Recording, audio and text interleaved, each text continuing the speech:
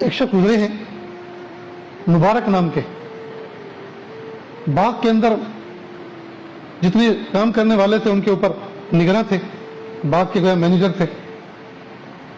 ایک مرتبہ باغ کا مالک کہیں سے آیا اور اس نے کہا کہ مجھے پیاس لگ رہی ہے، آپ کسی پھل کا جوس مجھے نکال کر دیں۔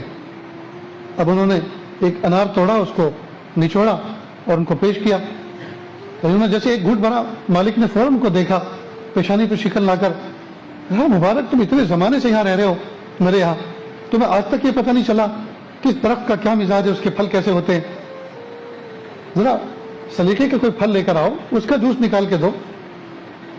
تو کہا، مالک معاف کیجئے، اتنے زمانے سے میں آپ کے باغ میں رہ رہا ہوں، لیکن اللہ گواہ ہے، نہ تو میں نے زمین پہ کوئی گرا ہوا پھل کھایا اس باغ کا، اور نہ میں نے توڑ کر کھایا ہے، اس لیے کہ میں نگراں ہوں، پھل کھانے کی مجھے اجازت نہیں ہے۔ اوہو، مالک نے دیکھا کہ اتنا متقی شخص ہے، شاباشی دی اور کہا، دیکھو آج تک آپ نے میری خدمت کی، آج کے بعد آپ اللہ کی خدمت کریں گے۔ کیا مطلب؟ یعنی اللہ کی عبادت کریں گے۔ باغ میں سے چلو، اپنی ذمہ داری اپنے سے نیچے والے کسی کے حوالے کرو اور میرے گھر پہ چلو۔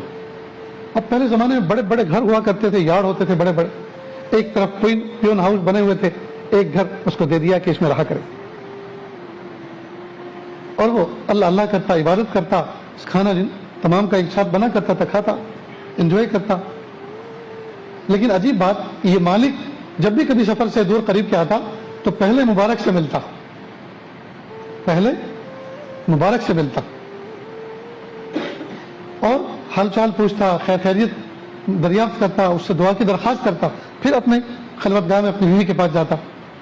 تو ایک مرتبہ اس کے پاس آیا مالک اور چہرے پہ کچھ اداسی تھی۔ تو مبارک نے پوچھا، کیا بات ہے، آج چہرے پہ کچھ اداسی ہے؟ کہا، بہت پریشان ہوں، میرے اوپر ایک برڈن ہے، بوجھ ہے، سٹریس کنڈیشن میں ہوں۔ کہا، وہ کیا؟ کہا، میری ایک بیٹی ہے، اللہ پاک نے اس کو حسن و جمال سے نوازا، اور نہ جانے کتنے شہزادوں اور نواب زادوں کی طرف سے پیغام آ رہا ہے نکاح کے لیے، لیکن سمجھ نہیں آ رہی کہ میں کس سے ہاں کہوں کس کو نہ کہوں۔ تو کہا، یہ تو معاملہ بہت آسان ہے۔ کہا، وہ کیسے؟ تو یہودیوں نے اپنے لیے مال کو پسند کیا اور عیسائیوں نے اپنے لیے جمال کو پسند کیا، پیارے آقا صلی اللہ علیہ وسلم نے اپنی امت کے لیے دین کو پسند کیا۔ لہذا آپ یہ جو خطبے، یہ جتنے پیغام آپ کی طرف آ رہے ہیں، آپ ان کو سامنے رکھو اور یہ دیکھو کہ اس میں دیندار کون ہے، بس اس کو چوائس کر لو، اس کو پسند کر لو، باقی سب کو منع کر دو، عذر کر لو۔ یہ تو میری مصیبت